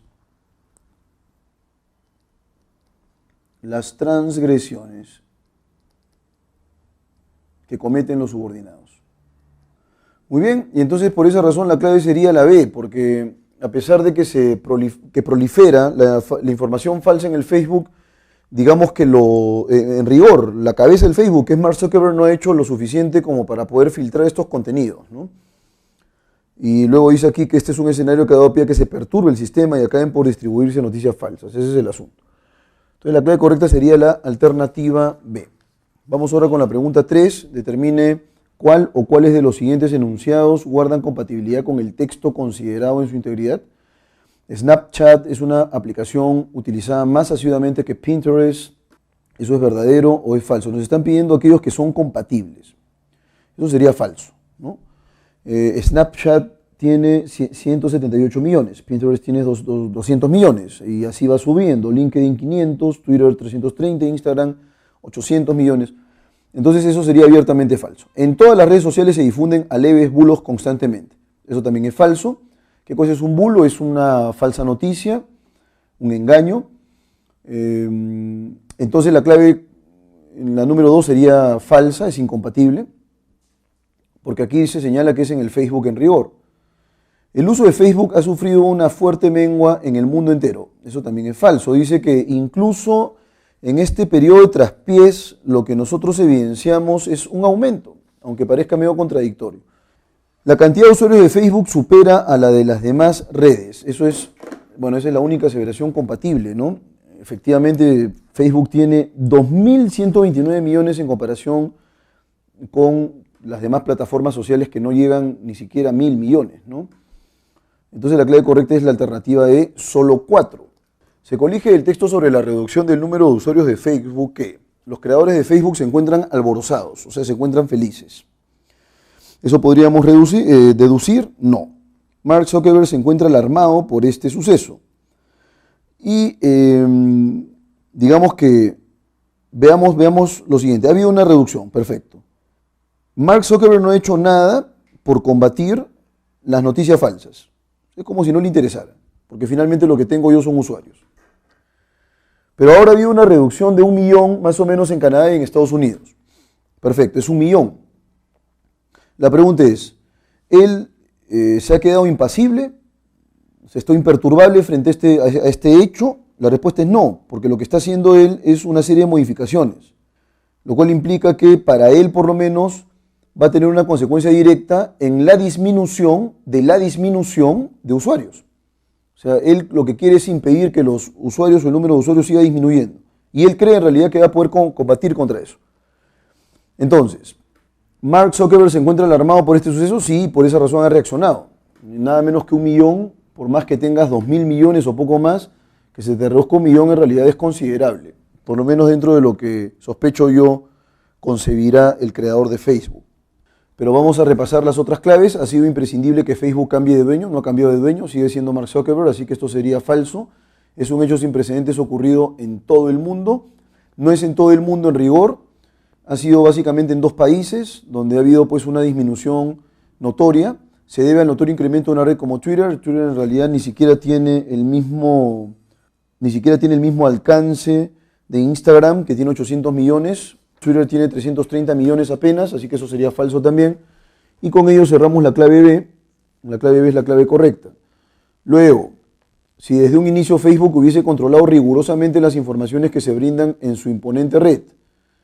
Alternativa A, se habría producido una mengua del número de usuarios de redes sociales, el número de usuarios se habría distribuido por igual en todas las redes, la difusión de noticias falsas o fake news habría tenido mayores obstáculos, su impresionante difusión mundial habría significado pérdidas económicas, ninguna noticia falsa se habría propalado a través de esta ingente red. Entonces, si hubiera habido pues un control, digamos, o sea, Facebook lo que hace es tratar de cribar un poco las noticias verdaderas de las noticias falsas a fin de evitar, por ejemplo, difamaciones o la proliferación de bulos que están tan de moda, por ejemplo, bulos contra las vacunas, contra el enfoque de género, contra los transgénicos, hay abundantes bulos y que aparecen incluso con ciertos ribetes de cientificismo, ¿no? Según estudios serios se indica que, eso en realidad es el componente, digamos, más obvio de lo que implica pues una noticia falsa. Entonces, si desde un inicio Facebook hubiese controlado rigurosamente las informaciones que se brindan en su imponente red, de tal manera que más o menos filtraba, no, esto acá en realidad no se ha corroborado, así que yo no puedo difundir esto. Entonces la difusión de fake news habría tenido mayores obstáculos. Esta palabra la hemos visto hace 2 semanas, la palabra óbice, que es obstáculo. Voy a darles una palabra más de todas formas, que es escollo, y la clave correcta sería efectivamente la alternativa C. Vamos ahora con la sección C, texto número 1. El antidepresivo Prozac es un inhibidor selectivo de la recaptación de serotonina, esto es, bloquea la reabsorción de la serotonina por las sinapsis nerviosas e incrementa de forma efectiva sus concentraciones en el cerebro. La serotonina es un neurotransmisor clave. Las concentraciones bajas se asocian tanto en los humanos como en otros primates. Con un bajo control de los impulsos, con una agresividad incontrolada contra objetivos inapropiados y, en el caso de los humanos, con la depresión, la agresividad y el suicidio. Nos sorprende, pues, que el Prozac y sus parientes emergieran como un fenómeno cultural de enorme importancia en las postrimerías del siglo XX. Tanto en Escuchando al Prozac, de Peter Kramer, como en Nación Prozac, de Elizabeth Wurzel, se elogia este fármaco, considerándolo un remedio portentoso que obra cambios milagrosos en la personalidad. Kramer describe el caso de una paciente suya, Tess, que padecía una depresión crónica y había entablado una serie de relaciones masoquistas con hombres casados y llegaba a un punto muerto en el trabajo. Después de algunas semanas de consumir Prozac, su personalidad experimentó un cambio radical, rompió su relación con un individuo que la maltrataba y empezó a salir con otros hombres, cambió por completo su círculo de amistades y se volvió más segura y menos sumisa en su estilo de gestión en el trabajo. El libro de Kramer se convirtió en un éxito de ventas y favoreció sobremanera el uso y la aceptación del fármaco. En la actualidad el Prozac y sus parientes han sido consumidos por unos 28 millones de estadounidenses, el 10% de la población total. Como quiera que las mujeres que sufren depresión o falta de autoestima son más numerosas que los hombres, también se ha convertido en una suerte de ícono feminista. El éxito de Tess, al liberarse de una relación degradante, ha sido emulado evidentemente por muchas mujeres a las que se le han recetado inhibidores de la recaptación de serotonina. No es de extrañar que los fármacos conocidos por este tipo de efectos hayan generado una polémica considerable. Algunos estudios han indicado que el Prozac no es tan eficaz como se pensaba y se ha criticado a Kramer por exagerar su importancia. Se han publicado estudios anti-Prozac, como los de Peter Breggin, Talking Back to Prozac, que sostiene que el fármaco produce un sinfín de efectos secundarios que sus fabricantes han intentado soslayar. Ojo con esta palabra, la palabra soslayar, sobre esta nos preguntarán más adelante. Se ha llegado a afirmar que el Prozac provoca aumento de peso, tics nerviosos, pérdida de memoria, disfunciones sexuales, suicidios, violencia y daños cerebrales.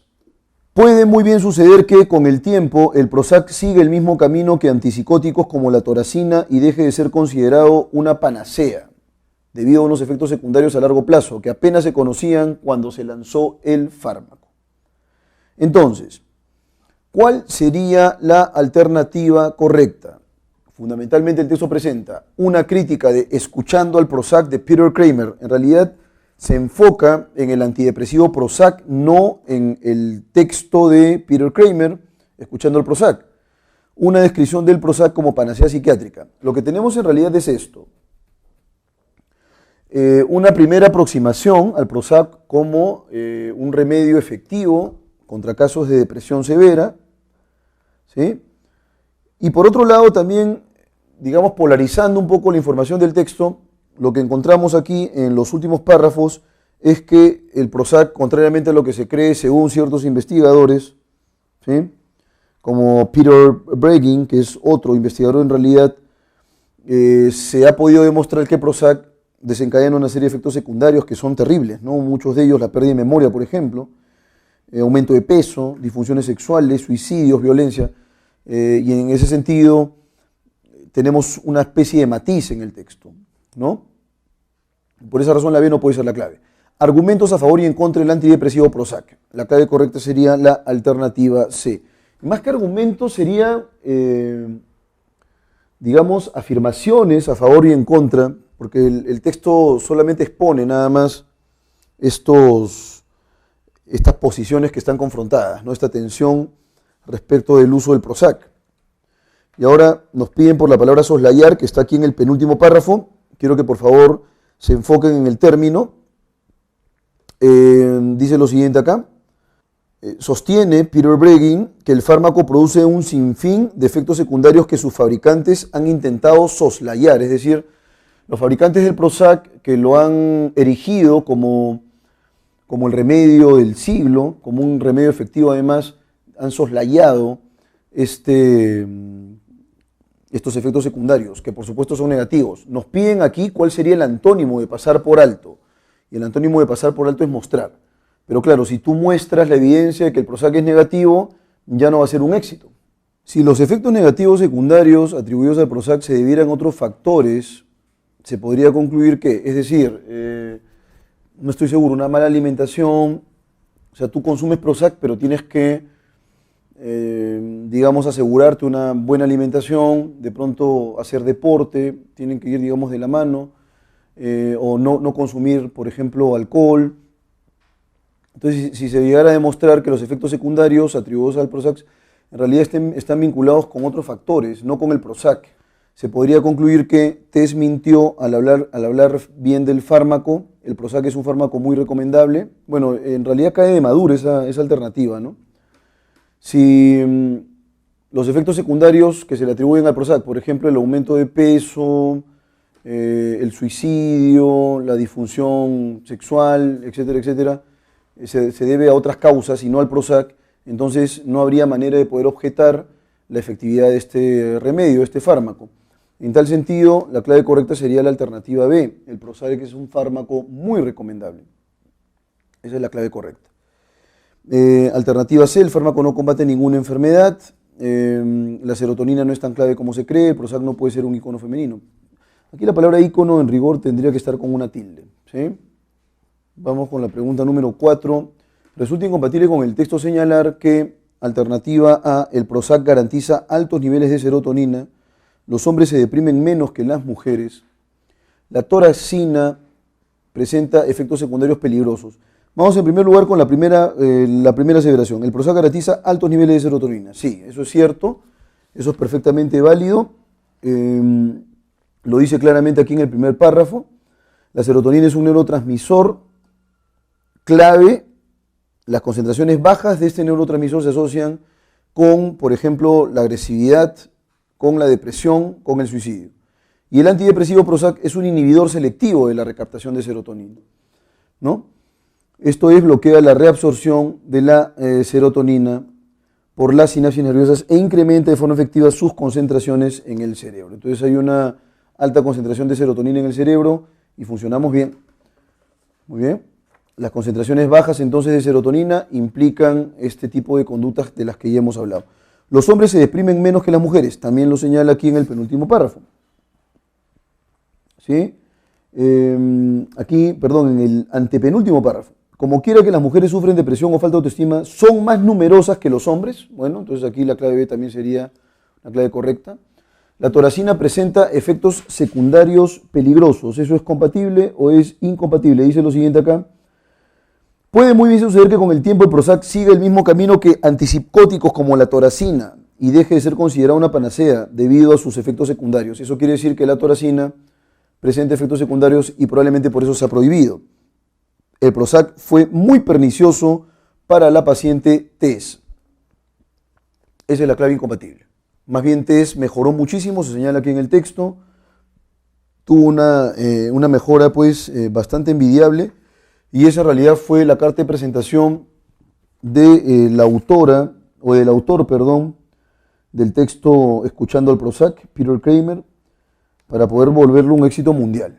Se infiere que antes del Prozac, Tess vivía con padres sobreprotectores, mostraba actitudes de paidofilia, exhibía problemas graves de memoria, presentaba baja autoestima, solía ser agresiva con los hombres. Bueno, vamos a empezar con esta última aseveración, que es abiertamente falsa, es al revés más bien. Estuvo involucrada en, digamos, en relaciones que eran tóxicas para ella, con hombres maltratadores, llegó pues a un punto muerto, dice aquí en el trabajo. Entonces la alternativa E sería pues una alternativa abiertamente incompatible. Alternativa D, presentaba baja autoestima, bueno, eso es cierto, y por esa razón se mantenía en relaciones tóxicas. Y esa sería la clave correcta, pero vamos de todas formas a revisar las demás alternativas. Alternativa C, exhibía grandes problemas o problemas graves de memoria. No, probablemente el Prozac o el consumo de Prozac esté asociado con eso como efecto secundario, pero no se le puede atribuir a Tess justamente ese efecto secundario. Más bien, en el caso de Tess hubo pues una mejora realmente notoria. Mostraba actitudes de paidofilia. La paidofilia es equivalente a pedofilia, ¿no es cierto? Y que es la atracción sexual por menores de edad o de niños. Vivía con padres sobreprotectores. La clave correcta entonces, la alternativa A es en realidad no tiene mucho sentido en el marco de la lectura. Y por esa razón la clave correcta es la D. ¿Presentaba baja autoestima? Claro que sí. Por esa razón llegó a un punto muerto en el trabajo. Por esa razón soportaba los maltratos, etcétera, etcétera. Bien, jóvenes, vamos entonces con la lectura en inglés que han planteado para esta semana. Es una única lectura, pero igual vamos a resolverla. Hasta el momento va a ser la más extensa que hayamos podido abordar. Y entonces arrancamos. Though there are, esta expresión, ya la hemos visto en más de una oportunidad. There are. Literalmente podríamos traducirla como hay, pero en el ámbito académico sería más conveniente colocar existen, ¿no? Bueno, esto ya lo hemos visto más de una oportunidad. Empezamos con though, que lo podemos traducir como aunque. Voy a colocar aquí al costado. Aunque el texto es bastante llano, aunque es extenso.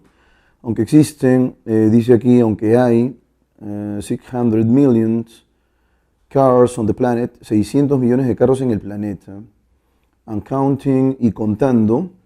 Acá tengan ustedes en cuenta la estructura de gerundio que se ha formado ahí. There are also 7 billion people. Existen 7.000 millones de personas, which means that for the vast majority of us, getting around involves taking buses, ferry boats, commuter trains, streetcars and subways. También hay 7.000 millones de personas, entonces, lo que significa, which means, no se olviden este which, que es un conector subordinante, que puede ser el cual, la cual, me parece que también ya lo hemos visto en más de una oportunidad. Means significa que para la vasta mayoría de nosotros, getting around, desplazarnos, involves, implica, voy a dejar una flechita aquí para que no se vea tan desordenado, o involucra, implica taking, tomar, de to take, no se olviden, ¿no es cierto? Pero aquí está la forma ing. Vean ustedes que aquí, a ver, sí, acá también aparece, pero el uso es diferente, ¿no? Acá lo podemos traducir como un gerundio y contando Sin embargo, la segunda línea no es tomando, ¿no? Sino más bien tomar, que es la forma infinitiva. De eso ya hemos hablado respecto de esta terminación ing. En inglés, lo voy a colocar aquí. Incluso podría generar derivación de sustantivos. Entonces dice aquí que para la vasta mayoría de nosotros, desplazarnos, getting around, es todo esto de aquí, getting around, desplazarnos, implica tomar buses, ferry boats, transbordadores, commuter trains, trenes de cercanías. Esos son trenes que conectan, digamos, algunos puntos. Estamos pensando aquí en Estados Unidos o en países desarrollados. Streetcars and subways. Streetcars podríamos traducirlo como tranvías y subterráneos. Vamos a colocar aquí, bueno, los tranvías antes existían en Lima. Acá básicamente nuestro medio de transporte básico es los micros, ¿no? Los micros, las combis, aunque hay ahora tren, etcétera, etcétera. Y subterráneos, esto sí no tenemos nosotros, ¿no? Subways. In other words, este conector ya lo hemos visto. En otras palabras, traveling to work, ¿no es cierto? Viajar al trabajo, school, a la escuela. Or the market means being a Straffinger. En otras palabras, viajar al trabajo, a la escuela o al mercado significa ser o implica, ¿no? Ser un obstáculo. Vamos a colocar esta palabra que es nueva. Vean ustedes aquí, nuevamente está el verb to be con la terminación ing, ¿no? Significa ser un obstáculo. Somebody who by choice or necessity relies on public transport. Rather than, vean ustedes, esta expresión nuevamente se está repitiendo. La hemos visto ya, esta es la tercera vez que aparece, ¿no? Es en lugar de an owned automobile, en lugar de un automóvil propio, ¿no? Entonces, ya sea que tú viajes al trabajo, a la escuela, ¿no es cierto?, o al mercado, eso significa que somos un obstáculo. Somebody who, cualquiera que by choice, por elección, or necessity, o necesidad, relies on public transport, confía en el transporte público, rather than an owned automobile, en lugar del propio automóvil, ¿no? Entonces existe una mayor preferencia por el transporte público en lugar de desplazarte con un automóvil particular, ¿no? Es lo que se está señalando acá. Vamos ahora con Half, que ya lo hemos visto en realidad. La famosa serie es Two and a Half Men, dos hombres y medio. Entonces acá podemos entenderlo como la mitad, ¿no? Half the population of New York, Toronto, la mitad de la población de New York, Toronto, and London y Londres do not own cars, no carecen, ¿no es cierto? No poseen autos propios. Public transport is how most of the people of Asia and Africa. El transporte público es la forma en que la mayoría de las personas de Asia y África, the world's most populous continents, los continentes más poblados del mundo, más poblados, los continentes más poblados del mundo, travel, viajan, ¿sí? El transporte público entonces es la forma más usual en que la mayoría de personas en Asia y África viajan, es la forma más frecuente. Every day, todos los días, subway systems, los sistemas de metro, carry 155 million passengers. Los sistemas de metro transportan 155 millones de pasajeros. 34 veces, the number carried billion annually.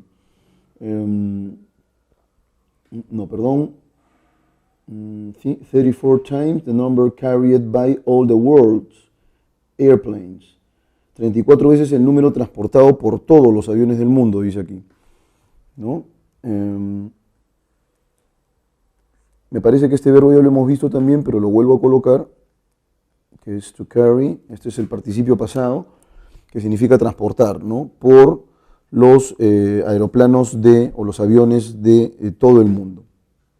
¿Sí? Entonces, estos servicios de transporte público desplazan a 155 millones de pasajeros, lo cual implica 34 veces el número transportado por los aviones del mundo. And the global public transport, y el transporte público global, market is now, ahora está valorado, now valued at 428 billion annually. Está valorado en 428 miles de millones anualmente. A century and a half after the invention, un siglo y medio después de la invención, of the internal combustion engine, del motor de combustión interna. Eso es engine, vamos a colocarlo aquí al costadito. Motor. Private car ownership is still an anomaly. La propiedad, los automóviles privados, ¿no?, son o siguen siendo aún una anomalía, ¿sí? And yet puede ser aún, pero aquí en este contexto es sin embargo. And yet public y sin embargo es un conector adversativo. En la semana 6 hemos visto otro de los conectores adversativos, que es este de aquí, propiamente adversativo, however. En el texto, era un texto sobre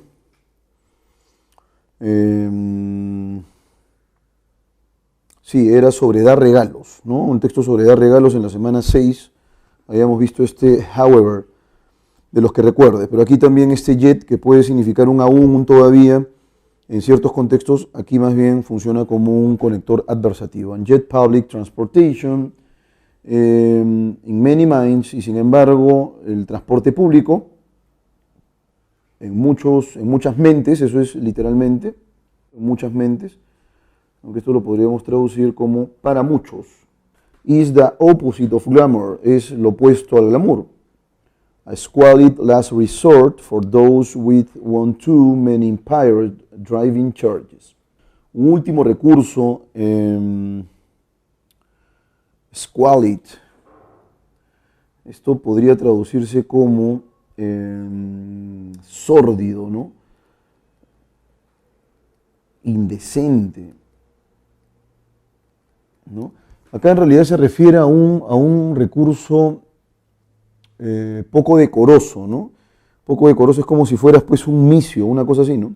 Es lo opuesto al glamour, el hecho de transportarte con un carro propio, un carro particular, ¿no?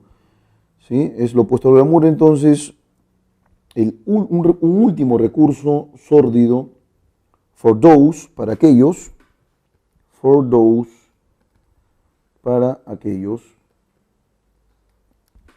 with one too many impaired driving charges, que tienen demasiados cargos por conducir, que tienen demasiados cargos deteriorados por conducir.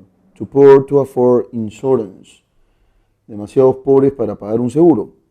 Or too decrepit to get behind the wheel of a car, o demasiado decrépitos para ponerse al volante de un automóvil. Seguimos entonces, dice aquí, in much of North America, en gran parte de Norteamérica, they are right, ¿no?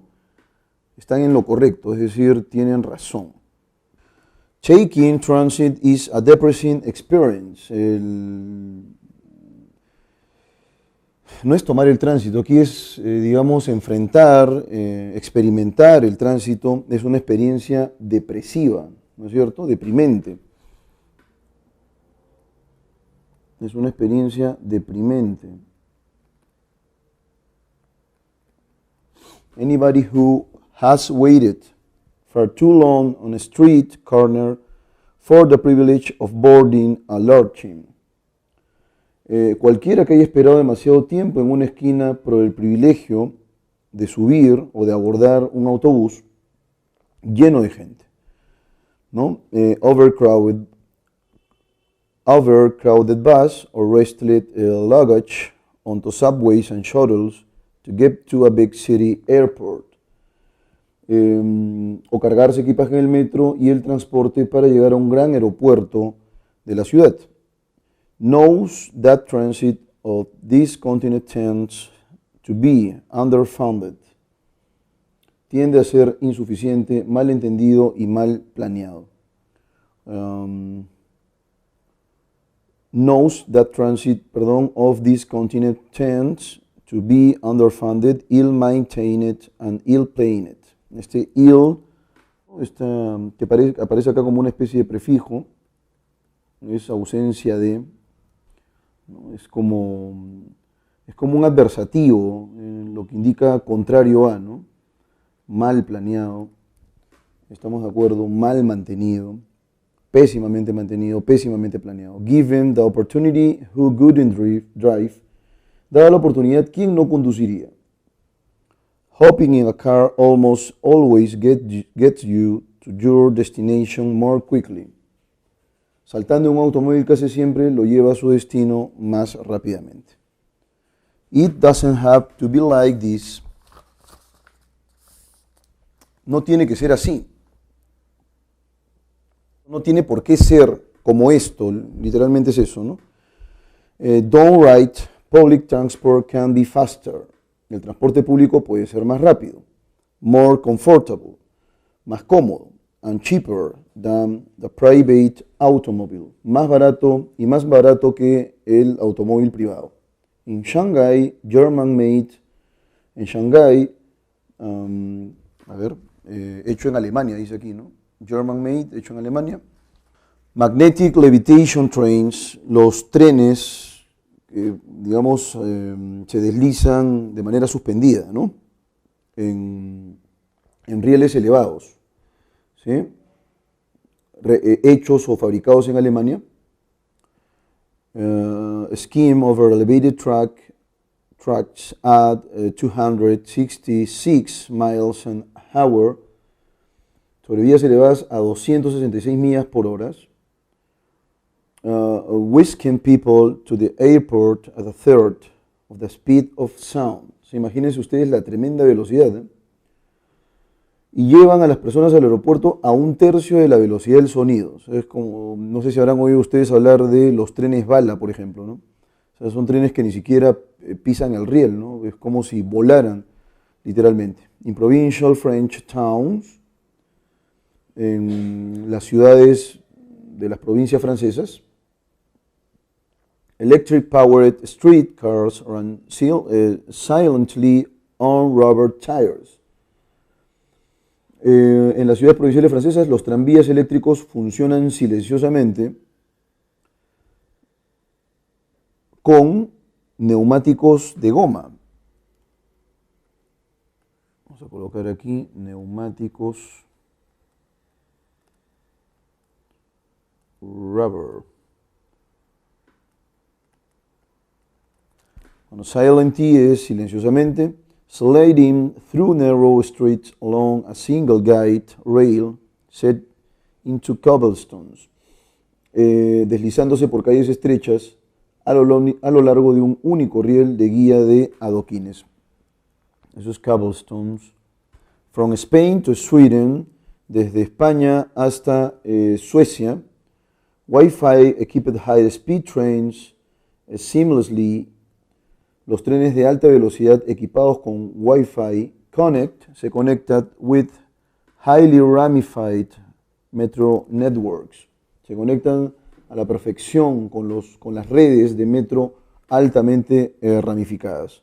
Allowing commuters to work on laptops as they prepare for same days meetings in distant capital cities. Lo que permite a los pasajeros trabajar en computadoras portátiles mientras se preparan para reuniones en el mismo día en ciudades capitales que antes eran lejanas, ¿no? Bueno, entonces acá nos están hablando un poco acerca del transporte público, cómo este transporte público, digamos, se manifiesta en distintas ciudades del mundo, cómo de hecho la gente prefiere, en las ciudades del primer mundo, la gente prefiere 1000 veces transportarse a través justamente de estas redes de transporte público en lugar de viajar en el propio automóvil, ¿no? Entonces vamos a revisar rápidamente las preguntas. What function does the third paragraph serve in the passage as a whole? ¿Qué función does the third paragraph serve in the passage as a whole? ¿Qué función cumple el tercer párrafo en el pasaje en su conjunto? Vamos con la alternativa A. Lo primero vamos a reconocer el tercer párrafo.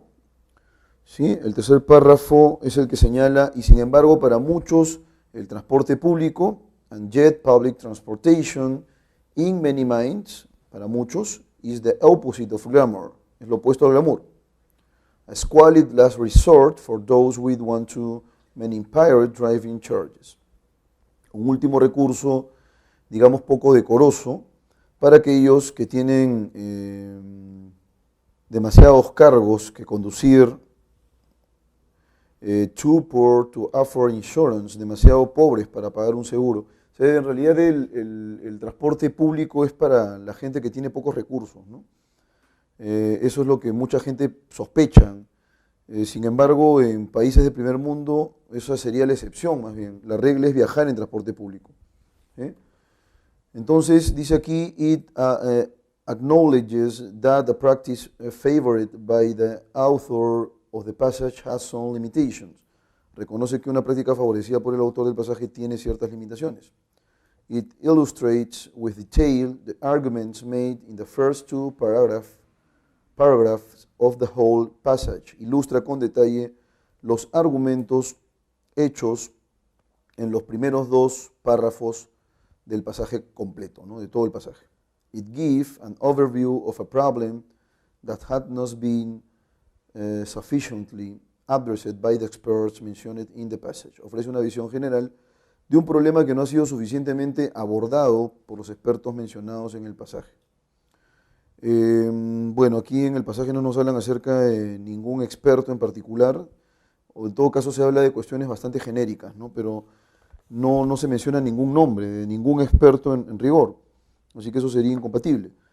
It advocates for abandoning the practice for which the passage as a whole provides mostly favorable data. Aboga por abandonar a practice, una práctica, for which, por la cual the passage, el pasaje as a whole, como un conjunto, proporciona mostly favorable data, mayormente favorables. Y alternativa E, it demuestra the main idea, la idea principal, of whole passage, de un pasaje completo, with data from other sources and countries, con datos de otras fuentes y países. Bueno, en realidad lo que quiere el autor, o la función que cumple este tercer párrafo, es reconocer que una de las prácticas favorecidas por el autor cuenta con algunas limitaciones y ofrece incluso algunos ejemplos en los dos últimos párrafos, ¿no? Por consiguiente, la clave correcta sería la alternativa A. Vamos con la pregunta número 2.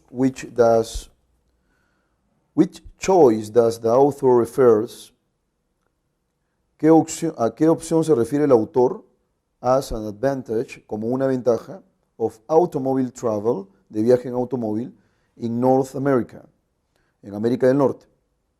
Environmental impact, impacto ambiental. Convenience, conveniencia. Speed, velocidad. Cost, costo. Y smartness, inteligencia. Entonces, en el caso de cuando señala América del Norte, el autor dice lo siguiente, ¿no? Hoping in a car almost always get you to your destination more quickly.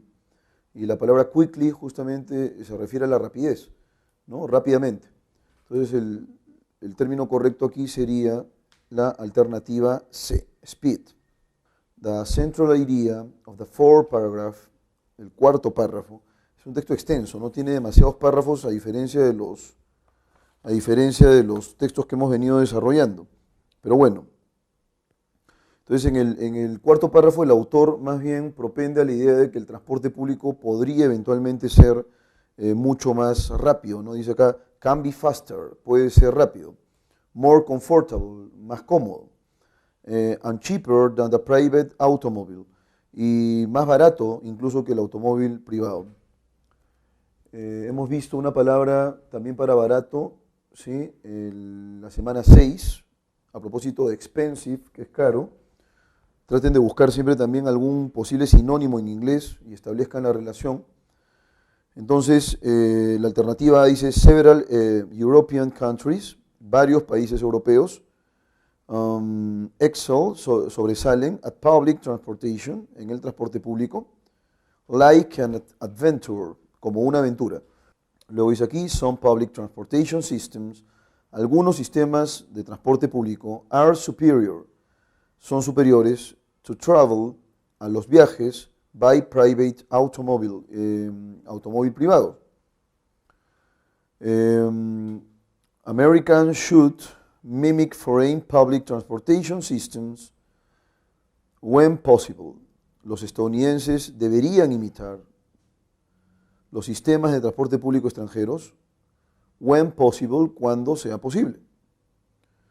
¿No es cierto? Y tenemos el logro principal que should, deberían, mimic, imitar, foreign public transportation systems, los sistemas de transporte público extranjeros, when possible, cuando sea posible.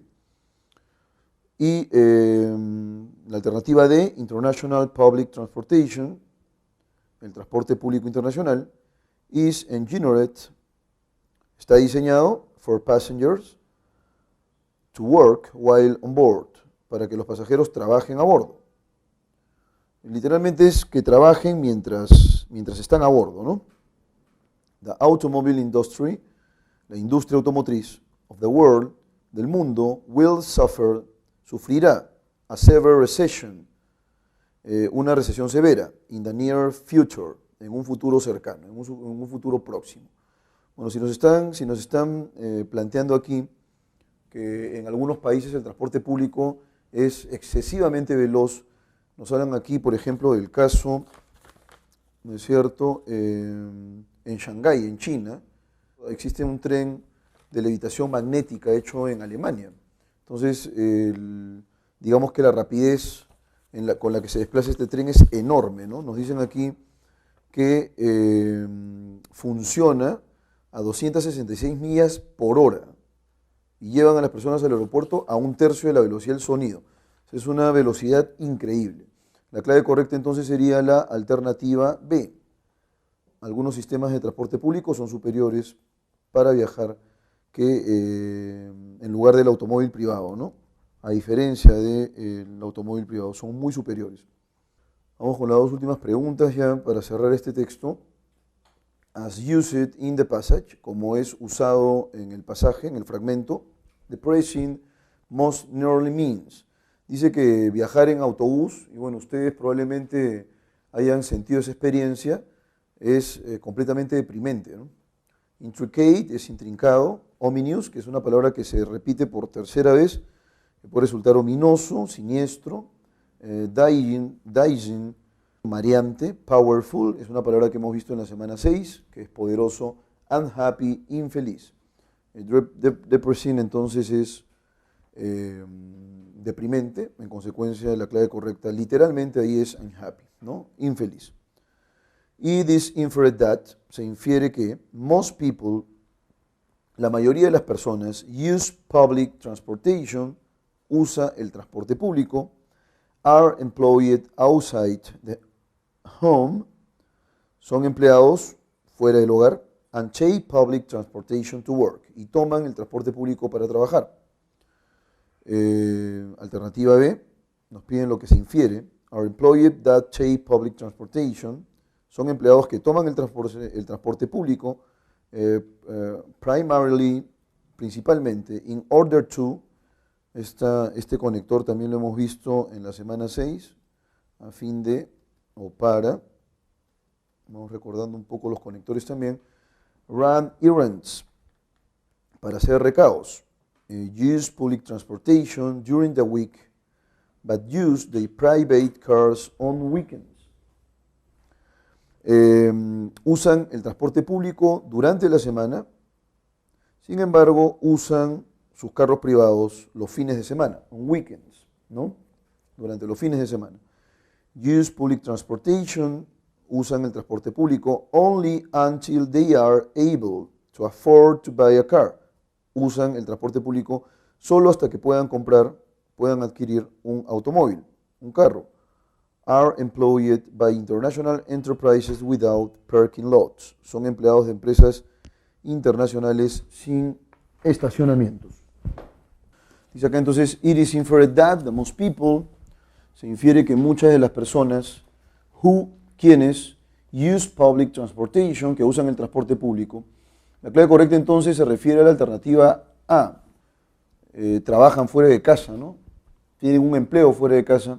And take, y toman, public transportation. Bueno, hay una reiteración aquí. Y toman el transporte público to work, para trabajar, ¿no? La clave correcta entonces sería la alternativa A. Bueno, tienen un empleo ahí fuera de casa y se desplazan. Hay una parte en el texto que dice incluso, ya sea para trabajar, para ir a la escuela o para ir a comprar, el transporte público está ahí al alcance de todos.